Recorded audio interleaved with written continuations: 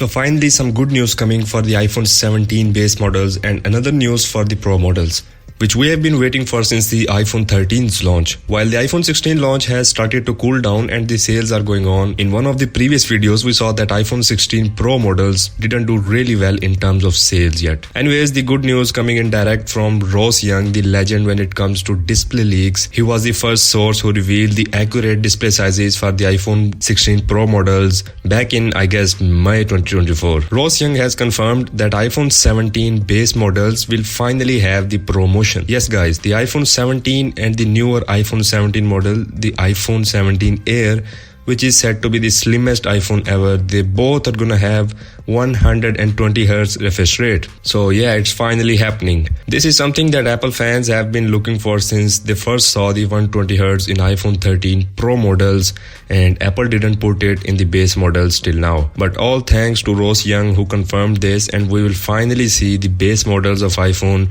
becoming the full package for the first ever time. As right now the iPhone 16 base models also do have the action button and the new capture button. Even this year's iPhone 16 base models in 2024 still have the 60Hz refresh rate, which is still a disappointment. This Pro motion on iPhone 13 Pro models is able to drop down to 10Hz when locked, but the refresh rate from iPhone 14 Pro to iPhone 16 Pro can go as low as 1Hz in idle conditions. It means when the phone is locked or always on display is on, then the refresh rate would automatically drop down to 1Hz to save the battery. And this is still unclear if the iPhone 17 base models refresh rate could drop down to minimum 10Hz or 1Hz. Some more interesting news coming in for the iPhone 17 Pro and 17 Pro Max. Both of these will get under display Face ID scanners. Yes guys, this has also been a long awaited change and looks like finally coming to iPhone 17 Pro models.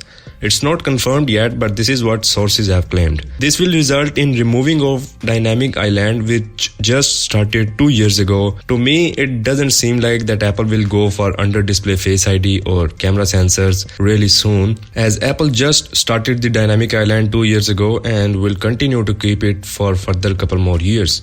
That's all for the iPhone 17 lineup. Make sure to like, share and subscribe, and I'll see you in the next one.